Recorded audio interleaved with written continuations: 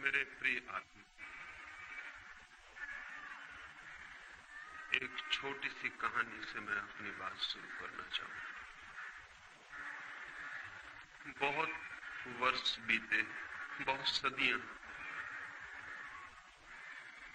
किसी देश में एक बड़ा चित्रकार था।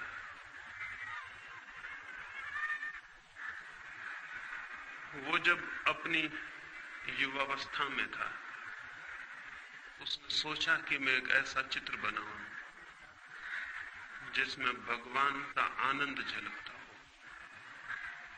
मैं ऐसी दो आंखें चित्रित करूं जिनमें अनंत शांति झलकती हो। मैं ऐसे एक व्यक्ति को खोजूं, एक ऐसे मनुष्य को जिसका चित्र जीवन के जो पार है, जगत से जो दूर है, उसकी खबर लाता हो। और वो अपने देश के गांव-गांव घूमा, जंगल जंगल उसने छाना उस आदमी को जिसकी प्रति छवि वो बना सके। और आखिर एक पहाड़ पर गाय चराने वाले एक चरवाहे को उसने खोज लिया। उसकी आंखों में कोई झलक थी, उसके चेहरे की रूपरेखा में कोई दूर की खबर थी। उसे देखकर ही लगता था कि मनुष्य के भीतर परमात्मा भी है। उसने उसके चित्र को बनाया। उस चित्र की लाखों प्रतियां गांव-गांव, दूर-दूर के देशों में बिकी। लोगों ने उस चित्र को घर में टांग कर अपने को धन्य समझा। फिर 20 वर्ष बाद वो चित्रकार बूढ़ा हो गया था और उस चित्रकार को एक ख्याल और आया। जीवन भर के अनुभव से उसे पता चला था कि आदमी में भगवान ही अगर अकेला होता तो ठीक था, आदमी में शैतान भी दिखाई पड़ता है।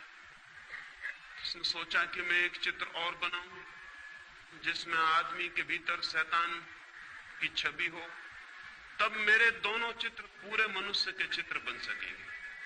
वो फिर गया बुढ़ापे में, जुआ घरों में, शराब खानों में, पागल घरों में। उसने खोजबीन की उस आदमी की जो आदमी ना हो, शैतान हो, जिसकी आंखों में नरक की लपटें जलती हों, जिसके चेहरे की आकृति उस सब का स्मरण दिलाती हो जो अशुभ है, कुरूप है, असुंदर है। वो पाप की प्रतिमा की खोज में निकला। एक प्रतिमा उसने परमात्मा की बनाई थी, वो एक प्रतिमा पाप की भी बनाना चाहता था। और बहुत खोजने के बाद एक कारागृह में उसे एक कैदी मिल गया जिसने 7 हत्याएं की थी और जो थोड़े ही दिनों बाद मृत्यु की प्रतीक्षा कर रहा था, फांसी पर लटकाया जाने को। उस आदमी की आंखों में नरक के दर्शन होते थे, घृणा जैसे साक्षात थी। उस आदमी की चेहरे की रूपरेखा ऐसी थी कि वैसा कुरूप मनुष्य खोजना मुश्किल था। उसने उसके चित्र को बनाया। जिस दिन उसका चित्र बन के पूरा हुआ, वो अपने पहले चित्र को भी लेकर कारागृह में आया और दोनों चित्रों को पास पास रख के देखने लगा कि कौन सी कलाकृति श्रेष्ठ बनी। तय करना मुश्किल था। चित्रकार खुद भी मुग्ध हो गया था। दोनों ही चित्र अद्भुत थे। कौन सा श्रेष्ठ था कला की दृष्टि से, यह तय करना मुश्किल था। और तभी उस चित्रकार को पीछे किसी के रोने की आवाज सुनाई पड़ी। लौट के देखा तो वो कैदी जंजीरों में बंधा रो रहा है जिसकी उसने तस्वीर बनाई थी। वो चित्रकार हैरान हुआ। उसने कहा कि मेरे दोस्त, तुम क्यों रोते हो? चित्रों को देखकर तुम्हें क्या तकलीफ हुई? उस आदमी ने कहा, मैंने इतने दिन तक छिपाने की कोशिश की, लेकिन आज मैं हार गया हूं। शायद तुम्हें पता नहीं कि पहली तस्वीर भी तुमने मेरी ही बनाई थी। ये दोनों तस्वीरें मेरी। 20 साल पहले पहाड़ पर जो आदमी तुम्हें मिला था वो मैं ही। और इसलिए रोता हूं कि मैंने 20 साल में कौन सी यात्रा कर ली, स्वर्ग से नरक की, परमात्मा से पाप की। पता नहीं ये कहानी कहां तक सच हो या न हो, लेकिन हर आदमी के जीवन में 2 तस्वीरें हैं। हर आदमी के भीतर शैतान है और हर आदमी के भीतर परमात्मा भी, और हर आदमी के भीतर नरक की भी संभावना है और स्वर्ग की भी। हर आदमी के भीतर सौंदर्य के फूल भी खिल सकते हैं और कुरूपता के गंदे डबरे भी बन सकते हैं। प्रत्येक आदमी इन दो यात्राओं के बीच निरंतर डोल रहा है। ये दो छोर हैं जिनमें से आदमी किसी को भी छू सकता है, और अधिक लोग नरक के छोर को छू लेते हैं, और बहुत कम सौभाग्यशाली हैं जो अपने भीतर परमात्मा को उखाड़ पाते हो। क्या हम अपने भीतर परमात्मा को उखाड़ पाने में सफल हो सकते हैं? क्या हम वो प्रतिमा बनेंगे जहां परमात्मा की झलक मिले? ये कैसे हो सकता है? इस प्रश्न के साथ ही आज की दूसरी चर्चा में शुरू करना चाहता हूं। ये कैसे हो सकता है कि आदमी परमात्मा की प्रतिमा बने? ये कैसे हो सकता है कि आदमी का जीवन एक स्वर्ग बने, एक सुवास, एक सुगंध, एक सौंदर्य? ये कैसे हो सकता है कि मनुष्य उसे जान ले जिसकी कोई मृत्यु नहीं? ये कैसे हो सकता है कि मनुष्य परमात्मा के मंदिर में प्रविष्ट हो जाए? होता तो उल्टा है। बचपन में हम कहीं स्वर्ग में होते हैं और बूढ़े होते होते नरक तक पहुंच जाते हैं। होता उल्टा है। होता यह है कि बचपन के बाद जैसे रोज हमारा पतन होता है। बचपन में तो किसी इनोसेंस, किसी निर्दोष संसार का हम अनुभव करते हैं, और फिर धीरे धीरे कपट से भरा हुआ, पाखंड से भरा हुआ मार्ग हम तय करते हैं। और बूढ़े होते होते न केवल हम शरीर से बूढ़े हो जाते हैं, बल्कि हम आत्मा से भी बूढ़े हो जाते हैं। न केवल शरीर दीनहीन, जीन जर्जर हो जाता है, बल्कि आत्मा भी पतित, दीन जर्जर हो जाती है। ये और इसे ही हम जीवन मान लेते हैं और समाप्त हो जाते हैं। धर्म इस संबंध में संदेह उठाना चाहता है। धर्म एक बड़ा संदेह है इस संबंध में कि यह आदमी की जीवन की यात्रा गलत है, कि स्वर्ग से हम नरक तक पहुंच जाएं। होना तो उल्टा चाहिए।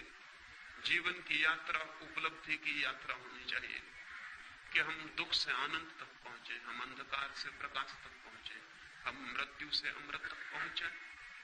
प्राणों के प्राण की अभिलाषा और प्यास भी वही है। प्राणों में एक ही आकांक्षा है कि मृत्यु से अमृत तक कैसे पहुंचे। प्राणों में एक ही प्यास है कि हम अंधकार से आलोक को कैसे उपलब्ध हो। प्राणों की एक ही मांग है कि हम असत्य से सत्य तक कैसे जा सकते हैं।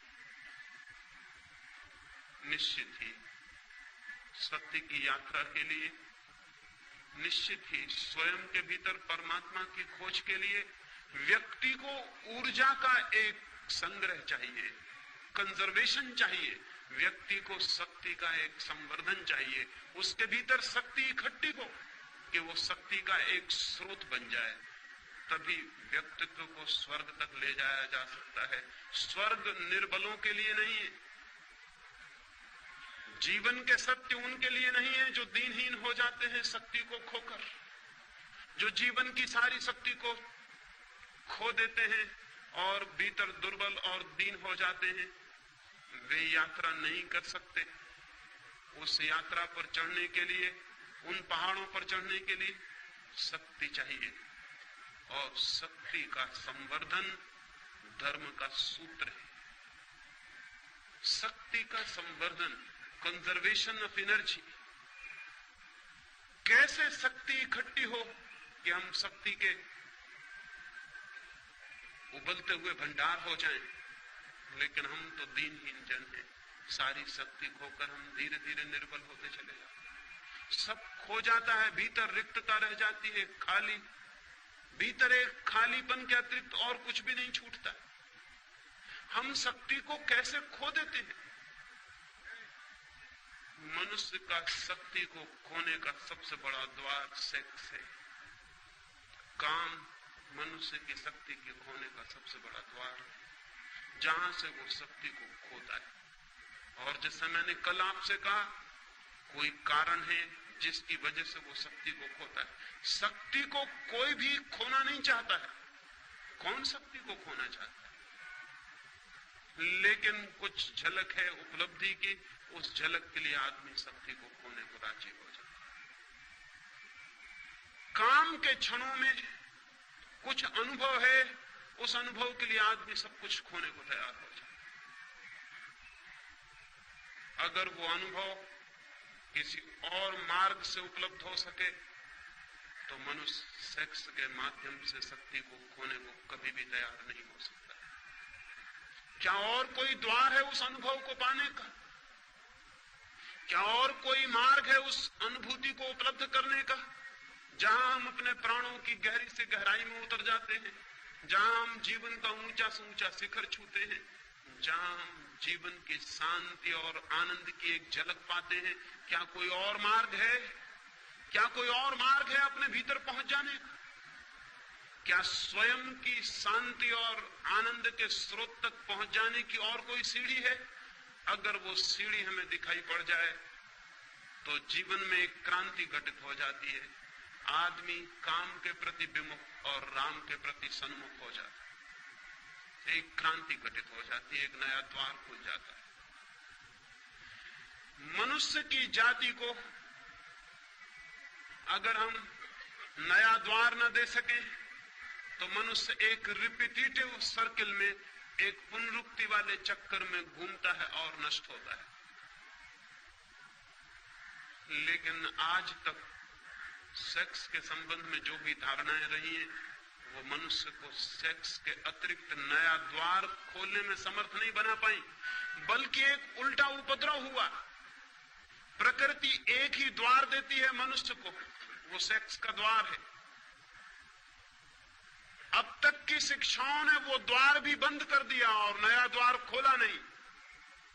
शक्ति भीतर घूमने लगी और चक्कर काटने लगी, और अगर नया द्वार शक्ति के लिए न मिले तो घूमती हुई शक्ति मनुष्य को विक्षिप्त कर देती है, पागल कर देती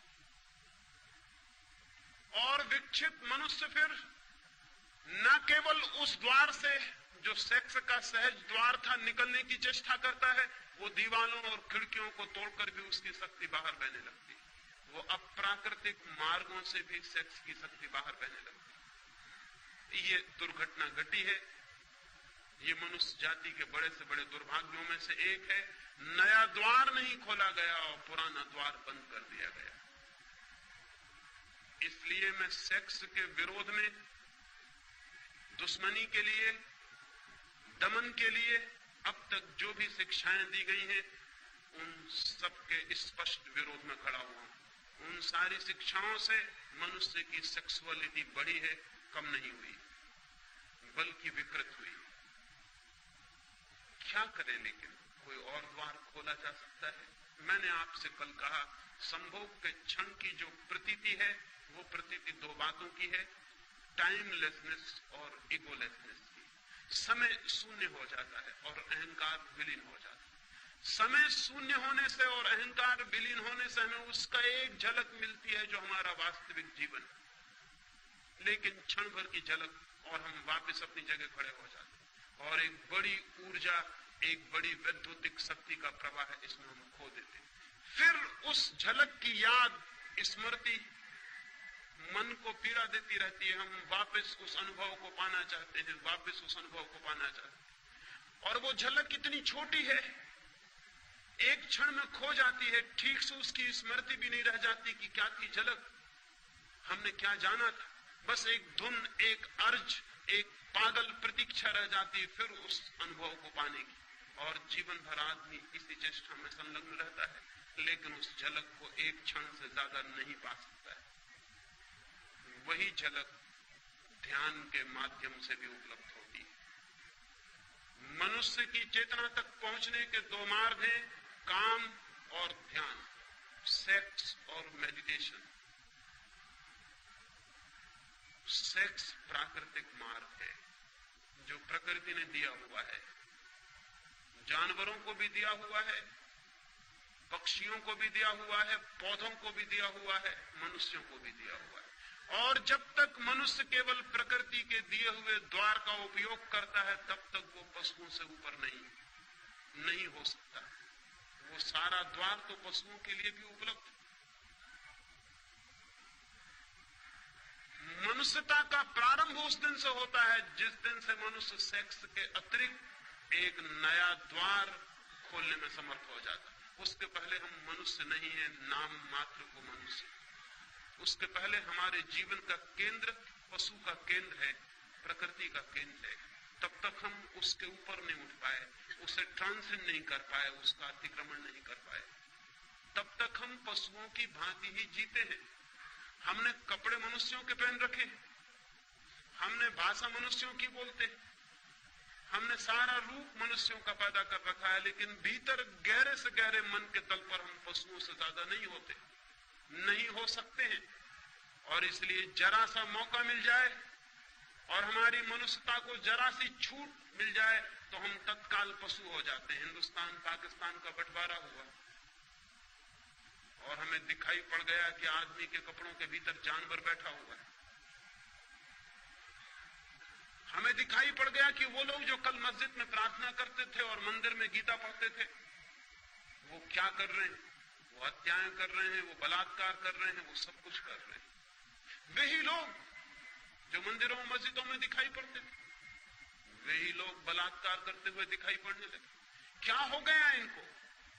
अभी दंगा फसाद हो जाए, अभी यहां दंगा हो जाए और यही आदमी को दंगे में मौका मिल जाएगा अपनी आदमी से छुट्टी ले लेने, और फौरन वो जो भीतर छिपा हुआ पशु है प्रकट हो जाए।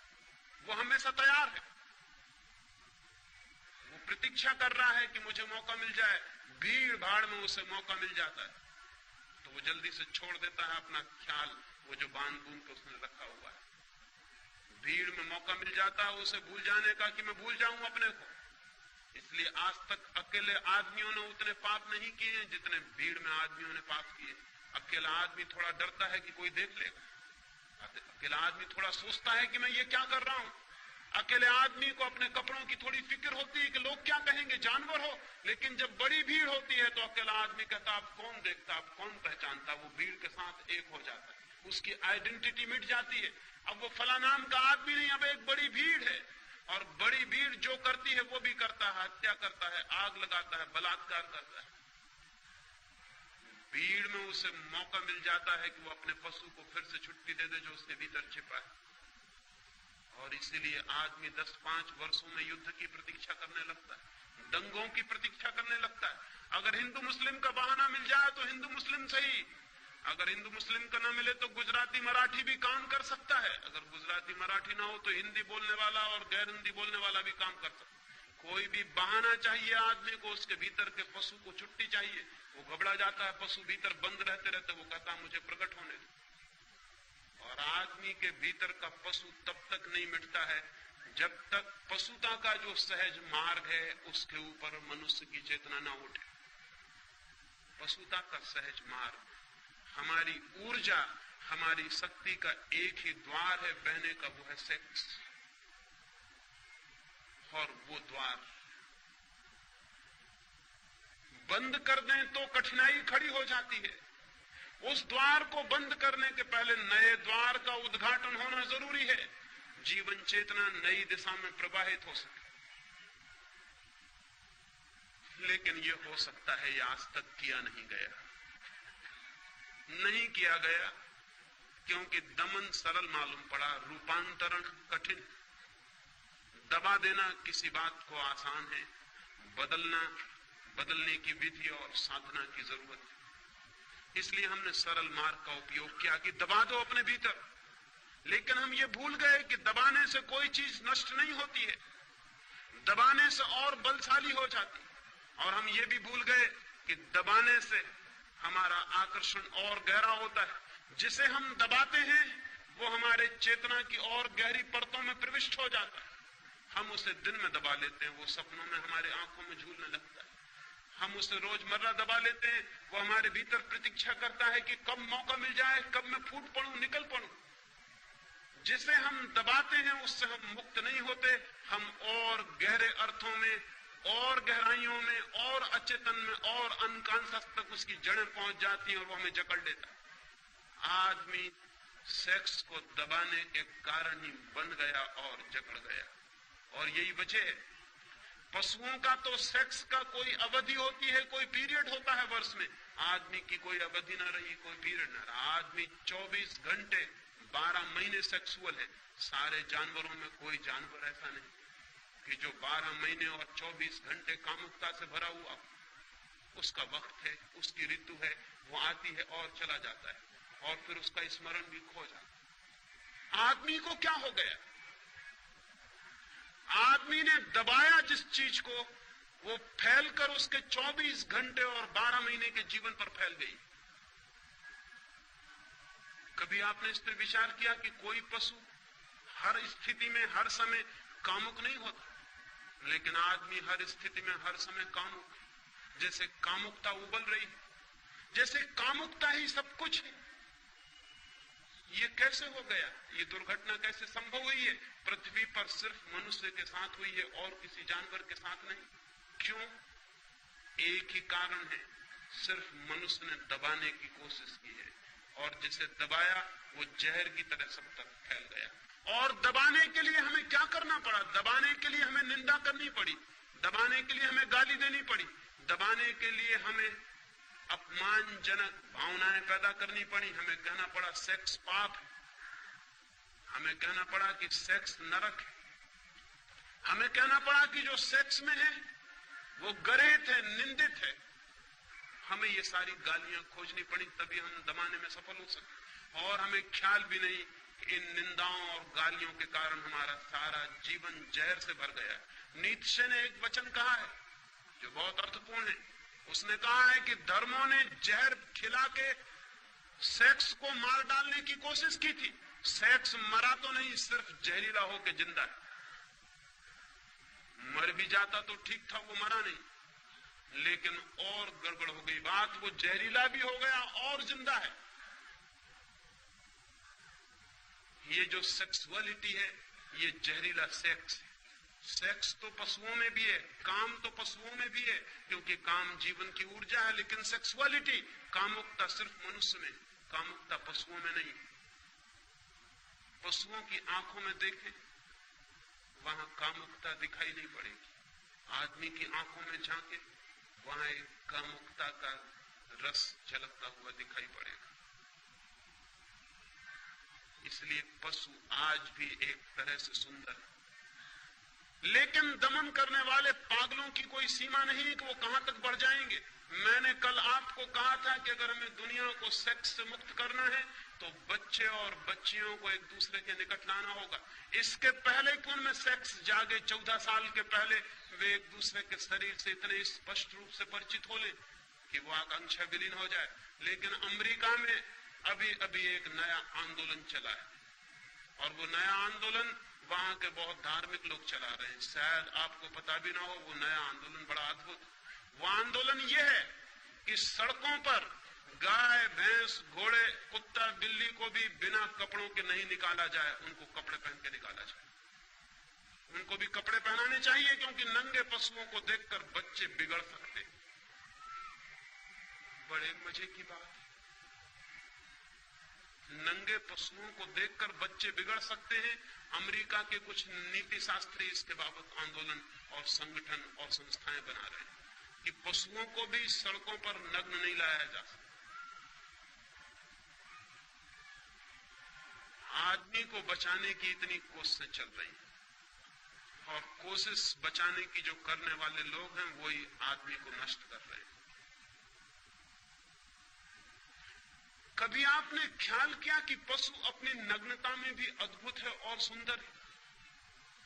उसकी नग्नता में भी वो निर्दोष है, सरल और सीधा है। कभी आपको पशु नग्न है ये भी ख्याल शायद ही आया हो, जब तक कि आपके भीतर बहुत नंगापन न छिपा हो, तब तक आपको पशु नंगा नहीं दिखाई पड़ सकता है। लेकिन वे जो भयभीत लोग हैं, वे जो डरे हुए लोग हैं, वे भय और डर के कारण सब कुछ कर रहे हैं आज तक, और उनके सब करने से आदमी रोज नीचे से नीचे उतरता जा रहा है। जरूरत तो यह है कि आदमी भी किसी दिन इतना सरल हो कि नग्न खड़ा हो सके, निर्दोष और आनंद से भरा हुआ। जरूरत तो यह है जैसे महावीर जैसा व्यक्ति नग्न खड़ा हो गया। लोग कहते हैं कि उन्होंने कपड़े छोड़े, कपड़ों का त्याग किया। मैं कहता हूं न कपड़े छोड़े न कपड़ों का त्याग किया, चित्त इतना निर्दोष हो गया होगा, इतना इनोसेंट जैसे छोटे बच्चों का, तो वे नग्न खड़े हो गए होंगे। क्योंकि ढांकने को जब कुछ भी नहीं रह जाता तो आदमी नग्न हो सकता है। जब तक ढांकने को कुछ है हमारे भीतर तब तक आदमी अपने को छिपाएगा। जब ढांकने को कुछ भी नहीं है तो नग्न हो सकता है। चाहिए तो एक ऐसी पृथ्वी कि आदमी भी इतना सरल होगा कि नग्न होने में भी उसे कोई पश्चाताप, कोई पीड़ा ना होगी, नग्न होने में भी उसे कोई अपराध ना होगा।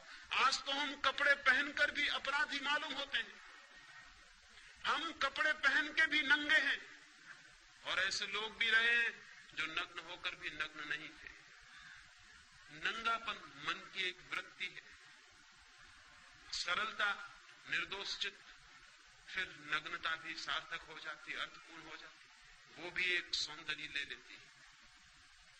लेकिन अब तक आदमी को जहर पिलाया गया है, और जहर का परिणाम ये हुआ कि हमारा सारा जीवन एक कोने से लेकर दूसरे कोने तक विषाक्त हो गया है। स्त्रियों को हम कहते हैं पति को परमात्मा समझना, और उन स्त्रियों को बचपन से सिखाया गया है कि सेक्स पाप, नरक, वे कल विवाहित होंगी, वे उस पति को कैसे परमात्मा मान सकेंगी जो उन्हें सेक्स में और नरक में ले जा रहा। एक तरफ हम सिखाते हैं पति परमात्मा है, और पत्नी का अनुभव कहता है कि यही पहला पापी है जो मुझे नरक में घसीट रहा है। एक बहन ने मुझे आकर कहा, पिछली मीटिंग में जब मैं यहां बोला भारतीय विद्या भवन में, तो एक बहन मेरे पास उसी दिन आई और उसने कहा कि मैं बहुत गुस्से में हूं, मैं बहुत क्रोध में हूं। सेक्स तो बड़ी घृणित चीज है, सेक्स तो पाप है, और आपने सेक्स की इतनी बात क्यों की? मैं तो घृणा करती हूं सेक्स। अब ये पत्नी है, इसका पति है, इसके बच्चे हैं, बच्चियां हैं, और ये पत्नी सेक्स को घृणा करती है। ये पति को कैसे प्रेम कर सकती जो इसे सेक्स में ले जा रहा है? ये उन बच्चों को कैसे प्रेम कर सकती है जो सेक्स से पैदा हो रहे हैं? इसका प्रेम जहरीला रहेगा, इसके प्रेम में जहर छिपा रहेगा। पति और इसके बीच एक बुनियादी दीवार खड़ी रहेगी, बच्चों और इसके बीच एक बुनियादी दीवार खड़ी रहेगी, क्योंकि वो सेक्स की दीवार और सेक्स की कंडेमनेशन की वृत्ति बीच में खड़ी है। ये बच्चे पाप से आए, ये पति और मेरे बीच पाप का संबंध, और जिनके साथ पाप का संबंध है उनके प्रति हम मैत्रीपूर्ण हो सकते हैं, पाप के प्रति हम मैत्रीपूर्ण हो सकते हैं। सारी दुनिया का ग्रस्त जीवन नष्ट किया है सेक्स को गाली देने वाले, निंदा करने वाले लोगों ने, और उन्होंने इसे नष्ट करके जो दुष्परिणाम लाए हैं वो ये नहीं है कि सेक्स से लोग मुक्त हो गए हों। जो पति अपनी पत्नी और अपने बीच एक दीवार पाता है पाप की, वो पत्नी से कभी भी तृप्ति अनुभव नहीं कर पाता, तो आसपास की स्त्रियों को खोजता है, वेश्याओं को खोजता है, खोजेगा।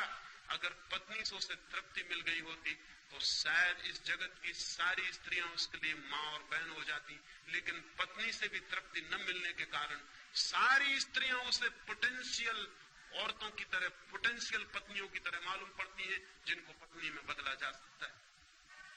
ये स्वाभाविक है, ये होने वाला था, ये होने वाला था, क्योंकि जहां तृप्ति मिल सकती थी वहां जहर है, वहां पाप है, और तृप्ति नहीं मिलती, और वो चारों तरफ भटकता है और खोजता है, और क्या क्या इजादें करता है खोज के आदमी। अगर उन सारी इजादों को हम सोचने बैठे तो घबरा जाएंगे कि आदमी ने क्या क्या इजादें की। लेकिन एक बुनियादी बात पर ख्याल नहीं किया कि वो जो प्रेम का कुआं था, वो जो काम का कुआं था, वो जहरीला बना दिया गया। और जब पति और पत्नी के बीच जहर का भाव हो, घबराहट का भाव हो, पाप का भाव हो, तो फिर ये पाप की भावना रूपांतरण नहीं करने देगी। अन्यथा मेरी समझ ये है कि एक पति और पत्नी अगर एक दूसरे के प्रति समझ पूर्वक, प्रेम से भरे हुए, आनंद से भरे हुए और सेक्स के प्रति बिना निंदा के सेक्स को समझने की चेष्टा करेंगे, तो आज नहीं कल उनके बीच का संबंध रूपांतरित हो जाने वाला है। यह हो सकता है कि कल वही पत्नी मां जैसी दिखाई पड़ने लगे। गांधी जी 1930 के करीब श्रीलंका गए थे, उनके साथ कस्तूरबा साथ थी। संयोजकों ने समझा कि शायद गांधी जी की मां साथ आई हुई है, क्योंकि गांधी जी कस्तूरबा को खुद भी बाही कहते थे। लोगों ने समझा कि शायद उनकी मां होगी। संयोजकों ने परिचय देते हुए कहा कि गांधी जी आए हैं और बड़े सौभाग्य की बात, उनकी मां भी साथ आई हुई, वो उनके बगल में बैठी हुई। गांधी जी के सेक्रेटरी तो घबरा गए कि ये तो भूल हमारी, हमें बताना था कि साथ में कौन है, लेकिन अब तो बड़ी देर हो चुकी थी। गांधी तो मंच पर जाके बैठ भी गए थे और बोलना शुरू कर दिया। सेक्रेटरी घबराए हुए हैं कि गांधी पीछे क्या कहेंगे। उन्हें कल्पना भी नहीं हो सकती थी कि गांधी नाराज नहीं होंगे, क्योंकि ऐसे पुरुष बहुत कम हैं जो पत्नी को मां बनाने में समर्थ हो जाते। लेकिन गांधी जी ने कहा कि सौभाग्य की बात है कि जिन मित्र ने मेरा परिचय दिया है, उन्होंने भूल से एक सच्ची बात कह दी। कस्तूरबा कुछ वर्षों से मेरी मां हो गई, कभी वो मेरी पत्नी थी, लेकिन अब वो मेरी मां है। इस बात की संभावना है कि अगर पति और पत्नी काम को, संभोग को समझने की चेष्टा करें तो एक दूसरे के मित्र बन सकते हैं और एक दूसरे के काम के रूपांतरण में सहयोगी और साथी हो सकते हैं। और जिस दिन कोई पति और पत्नी अपने आपस के संभोग के संबंध को रूपांतरित करने में सफल हो जाते हैं, उस दिन उनके जीवन में पहली दफे एक दूसरे के प्रति अनुग्रह और ग्रेटिट्यूड का भाव पैदा होता है। उसके पहले नहीं। उसके पहले वे एक दूसरे के प्रति क्रोध से भरे रहते हैं। उसके पहले वे एक दूसरे के बुनियादी शत्रु बने रहते हैं। उसके पहले उनके बीच एक संघर्ष है, मैत्री नहीं। मैत्री उस दिन शुरू होती है जिस दिन वे एक दूसरे के साथी बनते हैं और उनके काम की ऊर्जा को रूपांतरण करने में माध्यम बन जाते। उस दिन एक अनुग्रह, एक ग्रेटिट्यूड, एक कृतज्ञता का भाव ज्ञापन होता है। उस दिन पुरुष आदर से भरता है स्त्री के प्रति, क्योंकि स्त्री ने उसे काम वासना से मुक्त होने में सहायता पहुंचाई। उस दिन स्त्री अनुग्रहित होती है पुरुष के प्रति कि उसने उसे साथ दिया और उसकी वासना से मुक्ति दिलवाई। उस दिन वे सच्ची मैत्री में बनते हैं, जो काम की नहीं, प्रेम की मैत्री। उस दिन उनका जीवन ठीक उस दिशा में जाता है जहां पत्नी के लिए पति परमात्मा हो जाता है और पति के लिए पत्नी परमात्मा हो जाता है उस दिन। लेकिन वो कुआं तो विषाक्त कर दिया गया। इसलिए मैंने कल कहा कि मुझसे बड़ा शत्रु सेक्स का खोजना कठिन है, लेकिन मेरी शत्रुता का ये मतलब नहीं कि मैं सेक्स को गाली दूं और निंदा करूं। मेरी शत्रुता का मतलब यह है कि मैं सेक्स को रूपांतरित करने के संबंध में दिशा सूचन करूं। मैं आपको कहूं कि वो कैसे रूपांतरित हो सकता है। मैं कोयले का दुश्मन हूं क्योंकि मैं कोयले को हीरा बनाना चाहता हूं। मैं सेक्स को रूपांतरित करना चाहता हूं। वो कैसे रूपांतरित होगा, उसकी क्या विधि होगी? मैंने आपसे कहा एक द्वार खोलना जरूरी है, नया द्वार। बच्चे जैसे ही पैदा होते हैं वैसे ही उनके जीवन में सेक्स का आगमन नहीं हो जाता है। अभी देर है, अभी शरीर शक्ति इकट्ठी करेगा, अभी शरीर के अणु मजबूत होंगे।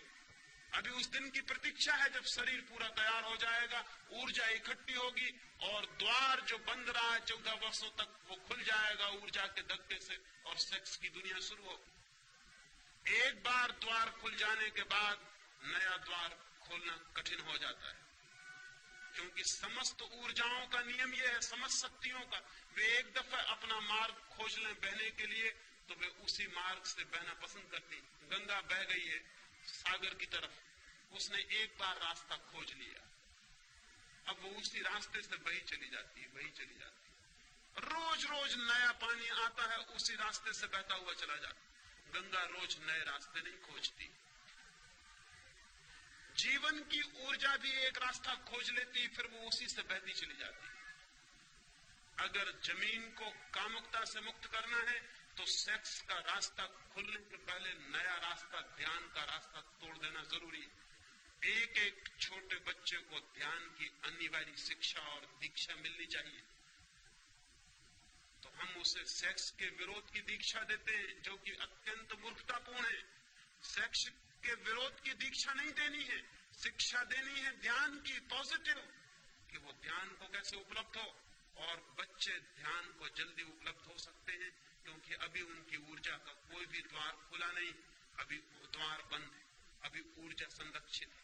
अभी कहीं भी नए द्वार पर धक्के दिए जा सकते हैं और नया द्वार खोला जा सकता है। फिर यही बूढ़े हो जाएंगे और इन्हें ध्यान में पहुंचना अत्यंत कठिन हो जाएगा। ऐसे ही जैसे एक नया पौधा पैदा होता है, उसकी शाखाएं कहीं भी झुक जाती हैं, कहीं भी झुकाई जा सकती हैं, फिर वही बूढ़ा वृक्ष हो जाता है। फिर हम उसकी शाखाओं को झुकाने की कोशिश करते हैं, फिर शाखाएं टूट जाती हैं, झुकती नहीं। बूढ़े लोग ध्यान की चेष्टा करते हैं दुनिया में, जो बिल्कुल ही गलत है। ध्यान की सारी चेष्टा छोटे बच्चों पर की जानी चाहिए। लेकिन मरने के करीब पहुंच के आदमी ध्यान में उत्सुक होता है। वो पूछता है ध्यान क्या, योग क्या, हम कैसे शांत हो जाएं? जब जीवन की सारी ऊर्जा खो गई, जब जीवन के सब रास्ते सख्त और मजबूत हो गए, जब झुकना और बदलना मुश्किल हो गया, तब वो पूछता है अब मैं कैसे बदल जाऊं? एक पैर आदमी कब्र में डाल लेता है, दूसरा पैर बाहर रख के पूछता है ध्यान का कोई रास्ता है?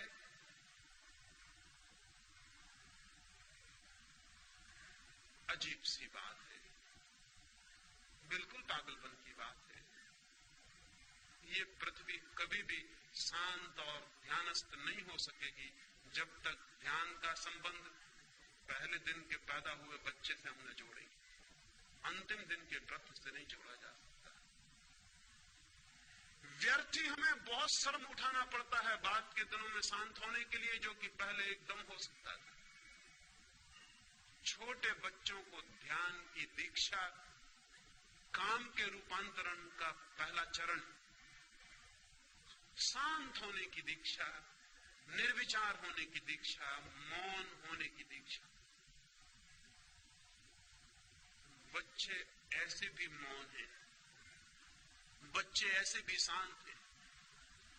अगर उन्हें थोड़ा सा दिशा दी जाए और उन्हें मौन और शांत होने के लिए घड़ी भर की शिक्षा दी जाए, तो जब वे 14 वर्ष के होने के करीब आएंगे, जब काम जगेगा, तब तक उनका एक द्वार खुल चुका होगा, शक्ति इकट्ठी होगी और जो द्वार खुला है उसी द्वार से बहनी शुरू हो जाएगी। उन्हें शांति का, आनंद का, कालहीनता का, निरअहंकार भाव का अनुभव सेक्स के बहुत अनुभव के पहले उपलब्ध हो जाएगा। वही अनुभव उनकी ऊर्जा को गलत मार्गों से रोकेगा और ठीक मार्गों पर ले आएगा। लेकिन हम छोटे छोटे बच्चों को ध्यान तो नहीं सिखाते, काम का विरोध सिखाते हैं। पाप है, गंदगी है, कुरूपता है, बुराई है, नरक है, ये सब हम बताते हैं। और इस सब के बताने से कुछ भी फर्क नहीं पड़ता, कुछ भी फर्क नहीं पड़ता, बल्कि हमारे बताने से वे और भी आकर्षित होते हैं और तलाश करते हैं कि क्या है ये गंदगी, क्या है ये नरक, जिसके लिए बड़े इतने भयभीत और बेचैन हैं। और फिर थोड़े ही दिनों में उन्हें यह भी पता चल जाता है कि बड़े जिस बात से हमें रोकने की कोशिश कर रहे हैं, खुद दिन रात उसी में लीन। और जिस दिन उन्हें यह पता चल जाता है, माँ बाप के प्रति सारी श्रद्धा समाप्त हो जाती है। माँ बाप के प्रति श्रद्धा समाप्त करने में शिक्षा का हाथ नहीं है। माँ बाप के प्रति श्रद्धा समाप्त करने में माँ बाप का अपना हाथ है। आप जिन बातों के लिए बच्चों को गंदा कहते हैं, बच्चे बहुत जल्दी पता लगा लेते हैं कि उन सारी गंदगियों में आप भली भांति लवलीन। आपकी दिन की जिंदगी दूसरी है और आपकी दूसरी। आप कहते कुछ हैं, करते कुछ हैं। छोटे बच्चे बहुत एक्यूट ऑब्जर्वर होते हैं, वो बहुत गौर से निरीक्षण करते रहते हैं कि क्या हो रहा है घर में। वो देखते हैं कि माँ जिस बात को गंदा कहती है, बाप जिस बात को गंदा कहता है, वही गंदी बात दिन रात घर में चल रही। इसका उन्हें बहुत जल्दी बोध हो जाता है। उनका सारा श्रद्धा का भाव विलीन हो जाता है कि धोखेबाज हैं ये माँ बाप, पाखंडी हैं, हिपोक्रेट हैं, ये बातें कुछ और कहते हैं, करते कुछ और हैं। और जिन बच्चों का माँ बाप पर से विश्वास उठ गया, वो बच्चे परमात्मा पर कभी विश्वास नहीं कर सकेंगे, इसको याद रखना। क्योंकि बच्चों के लिए परमात्मा का पहला दर्शन माँ बाप में होता है। अगर वो वहीं खंडित हो गया तो ये बच्चे भविष्य में नास्तिक हो जाने वाले।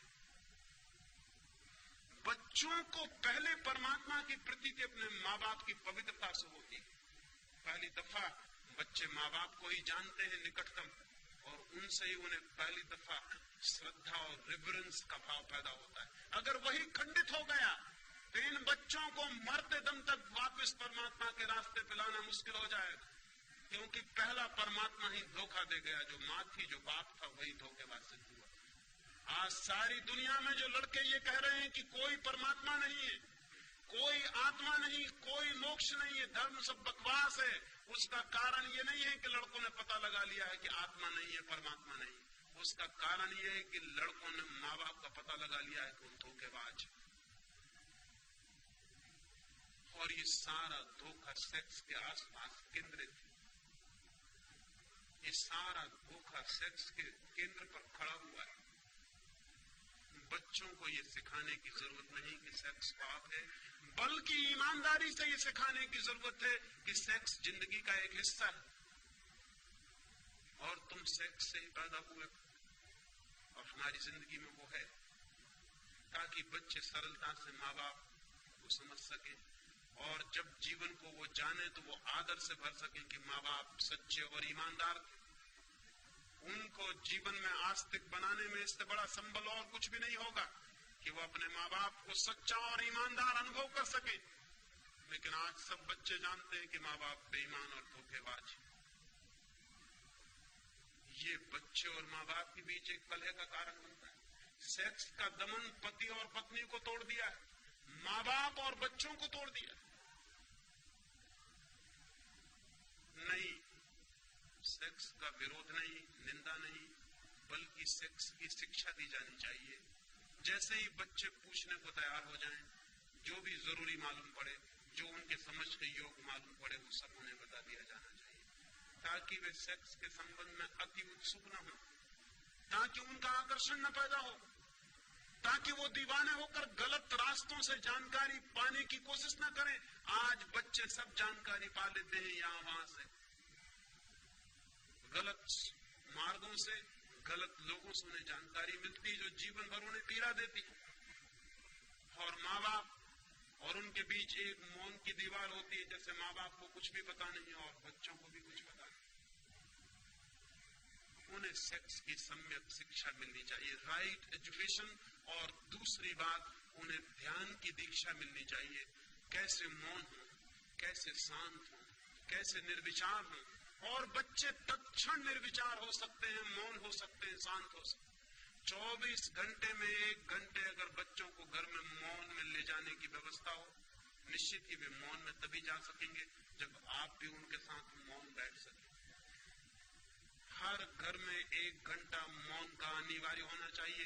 एक दिन खाना न मिले घर में तो चल सकता है, लेकिन 1 घंटा मौन के बिना घर नहीं चल सकता। वो घर झूठा है, उस घर को परिवार कहना गलत है जिस परिवार में 1 घंटे की मौन की दीक्षा नहीं।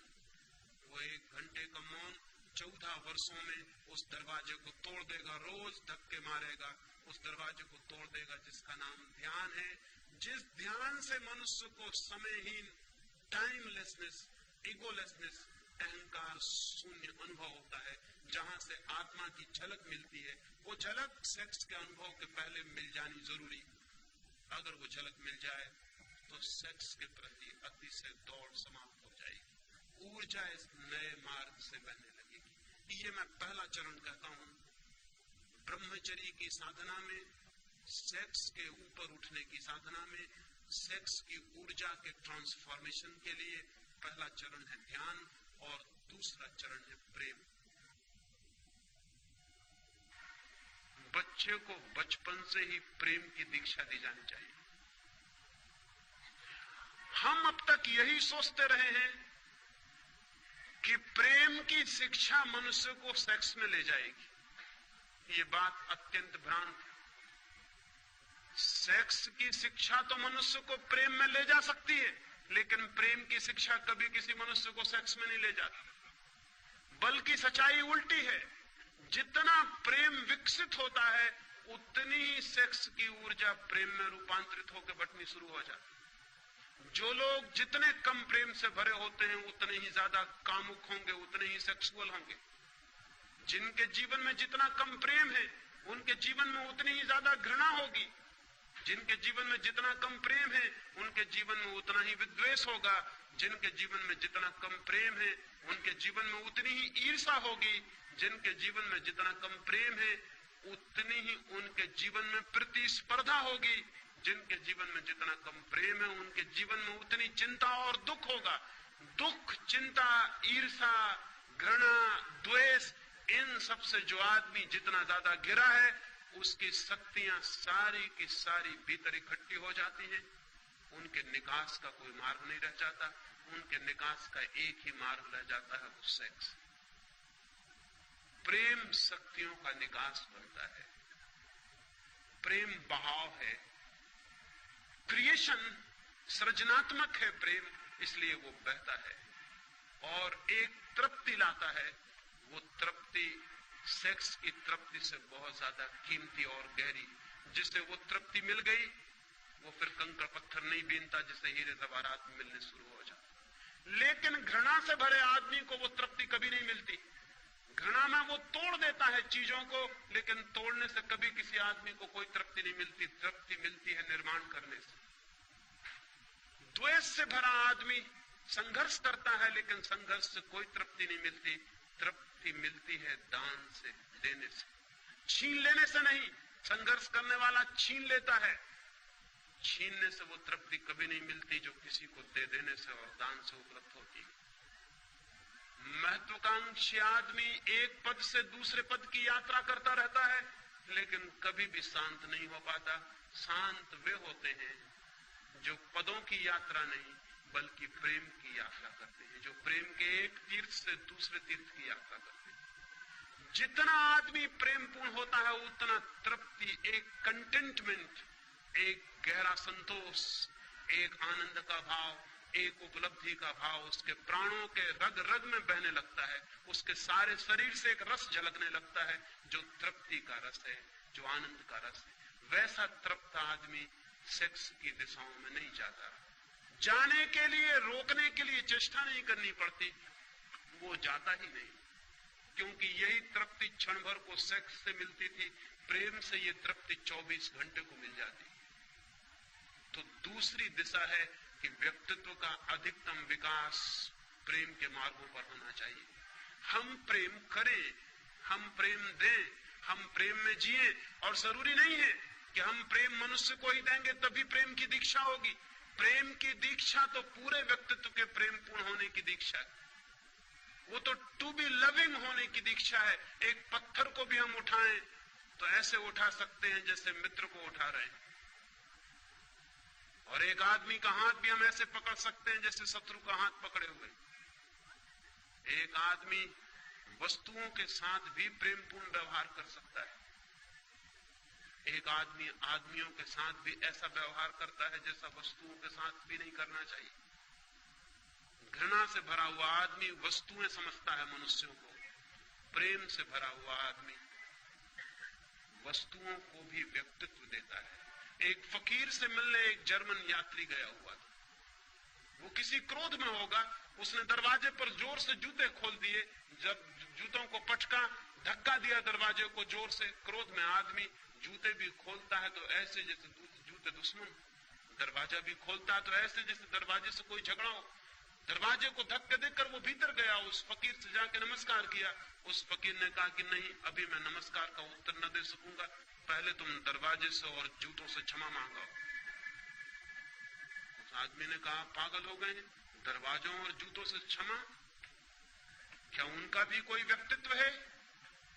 उस फकीर ने कहा, तुमने क्रोध करते समय कभी भी न सोचा कि इनका कोई व्यक्तित्व है।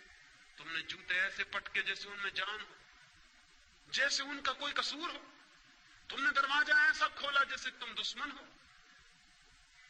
नहीं, जब तुमने क्रोध करते वक्त उनका व्यक्तित्व मान लिया तो पहले जाओ क्षमा मांग के आ जाओ, तब मैं तुमसे आगे बात करूं, अन्यथा मैं बात करने को नहीं। अब वो आदमी दूर जर्मनी से उस फकीर को मिलने गया था, इतनी सी बात पर मुलाकात ना हो सकेगी, मजबूरी थी, उसे जाके दरवाजे पर हाथ जोड़ के क्षमा मांगनी पड़ी कि मित्र क्षमा कर दो।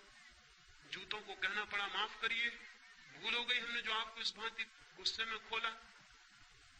उस जर्मन यात्री ने लिखा है कि लेकिन जब मैं क्षमा मांग रहा था तो पहले तो मुझे हंसी आई कि मैं क्या पागलपन कर रहा हूं, लेकिन जब मैं क्षमा मांग चुका तो मैं हैरान हुआ, मुझे एक इतनी शांति मालूम हुई जिसकी मुझे कल्पना नहीं हो सकती थी कि दरवाजे और जूतों से क्षमा मांग के शांति मिल सकती। मैं जाकर उस फकीर के पास बैठा, वो हंसने लगा और उसने कहा अब ठीक, अब कुछ बात हो सकती है, तुमने थोड़ा प्रेम जाहिर किया, अब तुम संबंधित हो सकते हो, समझ भी सकते हो, क्योंकि अब तुम प्रफुल्लित हो, अब तुम आनंद से भर गए हो। सवाल मनुष्यों के साथ ही प्रेमपूर्ण होने का नहीं, प्रेमपूर्ण होने का है। ये सवाल नहीं है कि मां को प्रेम दो, ये गलत बातें हैं। जब कोई मां अपने बच्चे को कहती है कि मैं तेरी मां हूं इसलिए प्रेम कर, तब वो गलत शिक्षा दे रही है, क्योंकि जिस प्रेम में इसलिए लगा हुआ है देयरफॉर वो प्रेम झूठा है। जो कहता है इसलिए प्रेम करो कि मैं बाप हूं, वो गलत शिक्षा दे रहा है।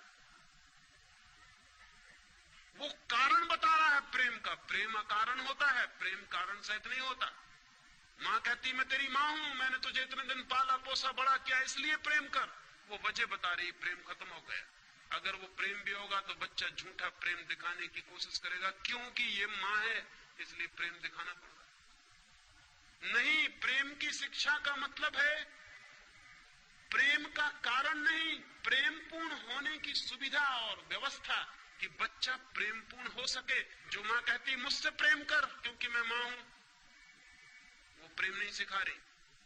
उसे ये कहना चाहिए कि ये तेरा व्यक्तित्व, ये तेरे भविष्य, ये तेरे आनंद की बात है कि जो भी तेरे मार्ग पे पड़ जाए तो उससे प्रेम पूर्ण हो। पत्थर पड़ जाए, फूल पड़ जाए, आदमी पड़ जाए, जानवर पड़ जाए, ये सवाल जानवर को प्रेम देने का नहीं, फूल को प्रेम देने का नहीं, मां को प्रेम देने का नहीं, तेरे प्रेम पूर्ण होने का है, क्योंकि तेरा भविष्य इस पर निर्भर करेगा कि तू कितना प्रेम पूर्ण है, तेरा व्यक्तित्व कितना प्रेम से भरा हुआ है, उतना तेरे जीवन में आनंद की संभावना बढ़ेगी। प्रेम पूर्ण होने की शिक्षा चाहिए मनुष्य को, तो वो कामुकता से मुक्त हो सकता है। लेकिन हम तो प्रेम की कोई शिक्षा नहीं देते, हम तो प्रेम का कोई भाव पैदा नहीं करते। हम तो प्रेम के नाम पर भी जो बातें करते हैं वो झूठी सिखाते हैं उनको। क्या आपको पता है कि एक आदमी एक के प्रति प्रेमपूर्ण और दूसरे के प्रति घृणापूर्ण हो सकता है? यह असंभव है। प्रेमपूर्ण आदमी प्रेमपूर्ण होता है, आदमियों से कोई संबंध नहीं है उस बात का। अकेले में बैठता है तो भी प्रेमपूर्ण होता है, कोई नहीं होता तो भी प्रेमपूर्ण होता है। प्रेमपूर्ण होना उसके स्वभाव की बात है, वो आपसे संबंधित होने का सवाल नहीं। क्रोधी आदमी अकेले में भी क्रोधपूर्ण होता है, घृणा से भरा आदमी अकेले में भी घृणा से भरा होता है। वो अकेले भी बैठा है तो आप उसको देख के कह सकते हैं कि यह आदमी क्रोधी है, हालांकि वो किसी पर क्रोध नहीं कर रहा है, लेकिन उसका सारा व्यक्तित्व क्रोधी। प्रेमपूर्ण आदमी अगर अकेले में बैठा है तो आप कहेंगे यह आदमी कितने प्रेम से भरा हुआ बैठा। फूल एकांत में खिलते हैं जंगल के तो वहां भी सुगंध बिखेरते रहते हैं, चाहे कोई सूंघने वाला हो या ना हो। रास्ते से कोई निकले या निकले, फूल सुगंधित होता रहता है। फूल का सुगंधित होना स्वभाव है, इस भूल में आप मत पड़ना कि आपके लिए सुगंधित हो रहा है। प्रेमपूर्ण होना व्यक्तित्व बनाना चाहिए, वो हमारा व्यक्तित्व हो, इससे कोई संबंध नहीं कि वो किसके प्रति। लेकिन जितने प्रेम करने वाले लोग हैं वो सोचते हैं कि मेरे प्रति प्रेमपूर्ण हो जाओ और किसी के प्रति नहीं, और उनको पता नहीं कि जो सबके प्रति प्रेमपूर्ण नहीं वो किसी के प्रति प्रेमपूर्ण नहीं हो सकता। पत्नी कहती पति से मुझे प्रेम करना बस, फिर आ गया स्टॉप, फिर इधर उधर कहीं देखना मत, फिर और कहीं तुम्हारे प्रेम की जरा सी धारा ना बहे, बस प्रेम यानी इस तरफ। और उस पत्नी को पता नहीं कि ये प्रेम झूठा वो अपने हाथ से किए ले रही। जो पति प्रेमपूर्ण नहीं है हर स्थिति में हर एक के प्रति, वो पत्नी के प्रति भी प्रेमपूर्ण कैसे हो सकता है? प्रेमपूर्ण 24 घंटे के जीवन का स्वभाव, वो ऐसी कोई बात नहीं कि हम किसी के प्रति प्रेमपूर्ण हो जाएं और किसी के प्रति प्रेमहीन हो जाएं। लेकिन आज तक मनुष्यता इसको समझने में समर्थ नहीं हो पाई। बाप कहता है कि मेरे प्रति प्रेमपूर्ण, लेकिन घर में जो चपरासी है उसके प्रति वो तो नौकर। लेकिन उसे पता नहीं कि जो बेटा एक बूढ़े नौकर के प्रति प्रेमपूर्ण नहीं हो पाया है, वो बूढ़ा नौकर भी किसी का बाप है। वो आज नहीं कल जब उसका बाप भी बूढ़ा हो जाएगा, उसके प्रति भी प्रेमपूर्ण नहीं रह जाएगा। तब ये बाप पछताएगा कि मेरा लड़का मेरे प्रति प्रेमपूर्ण नहीं। लेकिन इस बाप को पता ही नहीं कि लड़का प्रेमपूर्ण हो सकता था उसके प्रति भी, अगर जो भी आसपास थे सबके प्रति प्रेमपूर्ण होने की शिक्षा दी गई होती तो वो इसके प्रति भी प्रेमपूर्ण होता। प्रेम स्वभाव की बात है, संबंध की बात नहीं। प्रेम रिलेशनशिप नहीं है, प्रेम है स्टेट ऑफ माइंड, वो मनुष्य के व्यक्तित्व का भीतरी अंग। तो हमें प्रेमपूर्ण होने की दूसरी दीक्षा दी जानी चाहिए एक एक चीज के प्रति।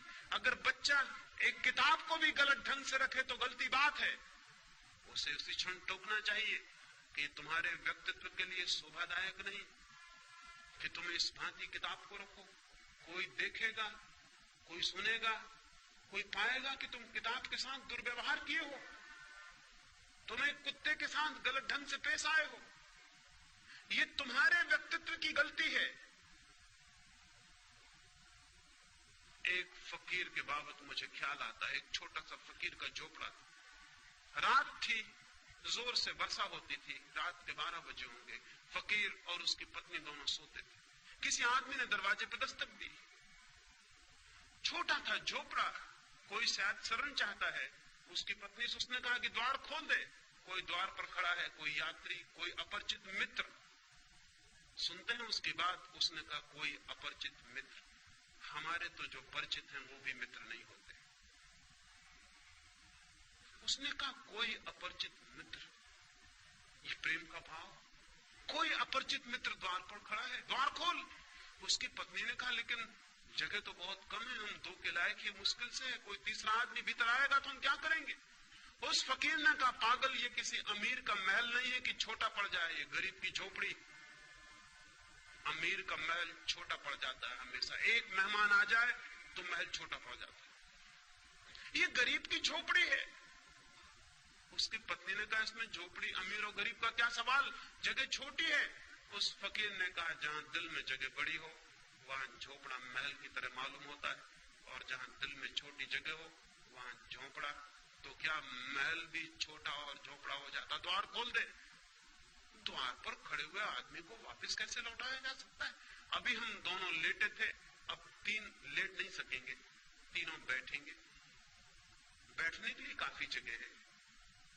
मजबूरी थी, पत्नी को दरवाजा खोल देना पड़ा। एक मित्र आ गया, पानी से भीगा हुआ, उसके कपड़े बदले। फिर वो तीनों बैठ के गपशप करने लगे। दरवाजा फिर बंद है। फिर किन्हीं 2 आदमियों ने दरवाजे पे दस्तक दी। अब उस फकीर ने उस मित्र को कहा, वो दरवाजे के पास था, कि दरवाजा खोल दो, मालूम होता है कोई आया। उस आदमी ने कहा कैसे खोल दूं दरवाजा, जगह कहाँ है यहाँ? वो आदमी अभी 2 घड़ी पहले आया था खुद, और भूल गया ये बात कि जिस प्रेम ने मुझे जगह दी थी वो मुझे जगह नहीं दी थी। प्रेम था उसके भीतर, इसलिए जगह दी थी। अब फिर कोई दूसरा आ गया, फिर जगह बनानी पड़ेगी। लेकिन उस आदमी ने कहा नहीं, दरवाजा खोलने की जरूरत नहीं, मुश्किल से हम 3 बैठे हुए। वो फकीर हंसने लगा। उसने कहा बड़े पागल हो, मैंने तुम्हारे लिए जगह नहीं की थी, प्रेम था इसलिए जगह की थी। प्रेम अब भी है, वो तुम पर चुप गई, नहीं गया और समाप्त नहीं हो गया। दरवाजा खोलो। अभी हम दूर दूर बैठे हैं, फिर हम पास पास बैठ जाएंगे। पास पास बैठने के लिए काफी जगह है, और रात ठंडी है, पास पास बैठने में आनंद ही और होगा। दरवाजा खोलना पड़ा। 2 आदमी भीतर आ गए। फिर वे पास पास बैठ के गपशप करने लगे, और थोड़ी देर बीती है और रात आगे बढ़ गई और वर्षा हो रही, और एक गधे ने आके सिर लगाया दरवाजे से, पानी में भीग गया है। वो रात शरण चाहता है। उस फकीर ने कहा कि मित्रों, वो 2 मित्र दरवाजे पर बैठे हुए थे जो पीछे आए थे, दरवाजा खोल दो। कोई अपरिचित मित्र फिर आ गया। उन लोगों का ये मित्र वगैरह नहीं है, ये गधा है, इसके लिए जगह खोलने की कोई जरूरत नहीं। उस फकीर ने कहा तुम्हें शायद पता नहीं, अमीर के दरवाजे पर आदमी के साथ भी गधे जैसा व्यवहार किया जाता है। ये गरीब की झोपड़ी है, हम गधे के साथ भी आदमी जैसा व्यवहार करने की आदत से हो जाए। दरवाजा खोल दो। पर वे दोनों कहने लगे जगह, उस फकीर ने कहा जगह बहुत है, अभी हम बैठे हैं, अब हम खड़े हो जाएंगे, खड़े होने के लिए काफी जगह। और फिर तुम घबराओ मत, अगर जरूरत पड़ेगी तो मैं हमेशा बाहर होने के लिए तैयार हूं। प्रेम इतना कर सकता है। एक लविंग एटीट्यूड, एक प्रेमपूर्ण हृदय बनाने की जरूरत है। जब प्रेमपूर्ण हृदय बनता है तो व्यक्तित्व का एक तृप्ति का भाव, एक रसपूर्ण तृप्ति। क्या आपको कभी ख्याल है जब भी आप किसी के प्रति जरा से प्रेमपूर्ण हुए, पीछे एक तृप्ति की लहर छूट गई? क्या आपको कभी भी ख्याल है कि जीवन में तृप्ति के क्षण वे ही रहे हैं जो बेशर्त प्रेम के क्षण रहे होंगे, जब कोई शर्त ना रही होगी प्रेम की? और जब आपने रास्ते चलते एक अजनबी आदमी को देख के मुस्कुरा दिया हो, उसके पीछे छूट गई तृप्ति का कोई अनुभव है? उसके पीछे साथ आ गया एक शांति का भाव, एक प्राणों में एक आनंद की लहर का कोई पता है? जब राह चलते किसी आदमी को उठा लिया हो, किसी गिरते को संभाल लिया हो, किसी बीमार को एक फूल दे दिया हो, इसलिए नहीं कि वो आपकी मां है, इसलिए नहीं कि वो आपका पिता है, नहीं, वो आपका कोई भी नहीं है, लेकिन एक फूल किसी बीमार को दे देना आनंदपूर्ण है। व्यक्तित्व में प्रेम की संभावना बढ़ती जानी चाहिए। वो इतनी बढ़ जानी चाहिए पौधों के प्रति, पक्षियों के प्रति, पशुओं के प्रति, आदमियों के प्रति, अपरिचितों के प्रति, अनजान लोगों के प्रति, विदेशियों के प्रति, जो बहुत दूर है उनके प्रति, चांतारों के प्रति प्रेम हमारा बढ़ता चला जाए। जितना प्रेम हमारा बढ़ता है उतनी ही सेक्स की जीवन में संभावना कम होती चली जाती है। प्रेम और ध्यान दोनों मिलकर उस दरवाजे को खोल देते हैं जो परमात्मा का दरवाजा है। प्रेम धन ध्यान बराबर परमात्मा। प्रेम और ध्यान का जोड़ हो जाए और परमात्मा उपलब्ध हो जाए, और उस उपलब्धि से जीवन में ब्रह्मचर्य फलित होता है। फिर सारी ऊर्जा एक नए ही मार्ग पर ऊपर चढ़ने लगती, फिर बह बह के निकल नहीं जाती, फिर जीवन से बाहर निकल के व्यर्थ नहीं हो जाती, फिर जीवन के भीतरी मार्गों पर गति करने लगती। उसका एक ऊर्ध्व गमन, एक ऊपर की तरफ यात्रा शुरू होती। अभी हमारी यात्रा नीचे की तरफ है। सेक्स ऊर्जा का अधोगमन, नीचे की तरफ बह जाना है। ब्रह्मचर्य ऊर्जा का ऊर्ध्व गमन है, ऊपर की तरफ उठ जाना है। प्रेम और ध्यान ब्रह्मचर्य के सूत्र हैं। तीसरी बात कल आपसे करने को हूं कि ब्रह्मचर्य उपलब्ध होगा तो क्या फल होगा, क्या होगी उपलब्धि, क्या मिल जाएगा? ये दो बातें मैंने आज आपसे कही, प्रेम और ध्यान। मैंने ये कहा कि छोटे बच्चों से इनकी शिक्षा शुरू हो जानी चाहिए। इससे आप ये मत सोच लेना कि अब तो हम बच्चे नहीं रहे इसलिए करने को कुछ बाकी नहीं। ये आप मत सोच के चले जाना, अन्यथा मेरी मेहनत फिजूल गई। आप किसी भी उम्र के हों, ये काम शुरू किया जा सकता है। ये काम कभी भी शुरू किया जा सकता है। हालांकि जितनी उम्र बढ़ती चली जाती है उतना मुश्किल होता चला जाता है।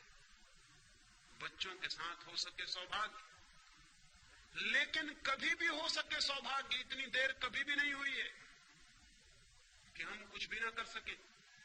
हम आज शुरू कर सकते हैं, और जो लोग सीखने के लिए तैयार हैं वो बूढ़े में भी बच्चों जैसे ही होते हैं। वो बुढ़ापे में भी शुरू कर सकते हैं अगर उनकी सीखने की क्षमता है, अगर लर्निंग का एटीट्यूड है, अगर वो इस ज्ञान से नहीं भर गए कि हमने सब जान लिया और सब पा लिया, तो वे सीख सकते हैं और वे छोटे बच्चों की भांति नई यात्रा शुरू कर सकते हैं। बुद्ध के पास एक भिक्षु कुछ वर्षों से दीक्षित था। एक दिन बुद्ध ने उससे पूछा कि भिक्षु तुम्हारी उम्र क्या है? उस भिक्षु ने कहा मेरी उम्र 5 वर्ष। बुद्ध कहने लगे 5 वर्ष? तुम तो कोई 70 वर्ष के मालूम पड़ते हो, कैसा झूठ बोलते हो? उस भिक्षु ने कहा लेकिन 5 वर्ष पहले ही मेरे जीवन में ध्यान की किरण फूटी, 5 वर्ष पहले ही मेरे जीवन में प्रेम की वर्षा हुई। उसके पहले मैं जीता था वो सपने में जीना था, वो नींद में जीना था, उसकी गिनती अब मैं नहीं करता हूं, कैसे करूं? जिंदगी तो इधर 5 वर्षों से शुरू हुई, इसलिए मैं कहता हूं मेरी उम्र 5 वर्ष। बुद्ध ने अपने भिक्षुओं से कहा, भिक्षुओं इस बात को ख्याल में रख लेना, अपनी उम्र आज से तुम भी इसी तरह जोड़ना, यही उम्र को नापने का ढंग समझना। अगर प्रेम और ध्यान का जन्म नहीं हुआ है तो उम्र फिजूल चली गई। अभी आपका ठीक जन्म भी नहीं हुआ है और कभी भी इतनी देर नहीं हुई जबकि हम प्रयास करें, श्रम करें और हम अपने नए जन्म को उपलब्ध ना हो जाए। इसलिए मेरी बात से ये नतीजा मत निकाल लेना कि आप तो बचपन के पार हो चुके, इसलिए ये बात आने वाले बच्चों के लिए। कोई आदमी किसी भी क्षण इतने दूर नहीं निकल गया है कि वापस न लौट आए। कोई आदमी कितने ही गलत रास्तों पर चला हो, ऐसी जगह नहीं पहुंच गया है कि ठीक रास्ता उसे दिखाई न पड़ सके। कोई आदमी कितने ही हजारों वर्षों से अंधकार में रह रहा हो, इसका मतलब ये नहीं है कि वो दिया जलाएगा तो अंधकार कहेगा कि मैं 1000 वर्ष पुराना हूं इसलिए नहीं टूटता। दिया जलाने से एक दिन का अंधकार भी टूटता है, 1000 साल का अंधकार भी उसी तरह टूट जाता है। दिया जलाने की चेष्टा बचपन में आसानी से हो सकती है, बाद में थोड़ी कठिनाई है, लेकिन कठिनाई का अर्थ असंभावना नहीं। कठिनाई का अर्थ है थोड़ा ज्यादा श्रम, कठिनाई का अर्थ है थोड़ा ज्यादा संकल्प, कठिनाई का अर्थ है थोड़ा ज्यादा लगन पूर्वक, ज्यादा सातत्य से तोड़ना पड़ेगा व्यक्तित्व की जो बंदी धाराएं हैं उनको, और नए मार्ग खोलने पड़ेंगे। लेकिन जब नए मार्ग की जरा सी भी किरण फूटनी शुरू होती है तो सारा श्रम ऐसा लगता है कि हमने कुछ भी नहीं किया और बहुत कुछ पा लिया है। जब एक किरण भी आती है उस आनंद की, उस सत्य की, उस प्रकाश की, तो लगता है हमने तो बिना कुछ किए पा लिया है, क्योंकि हमने जो किया था उसका तो कोई भी मूल्य नहीं था। जो हाथ में आ गया है वो तो अमूल्य है। इसलिए ये भाव मन में आप न लेंगे, ऐसी मेरी प्रार्थना है। मेरी बातों को इतनी शांति और प्रेम से सुना, उसके लिए बहुत बहुत अनुग्रहित हूँ और अंत में सबके भीतर बैठे परमात्मा को प्रणाम करता हूँ। मेरे प्रणाम स्वीकार करें।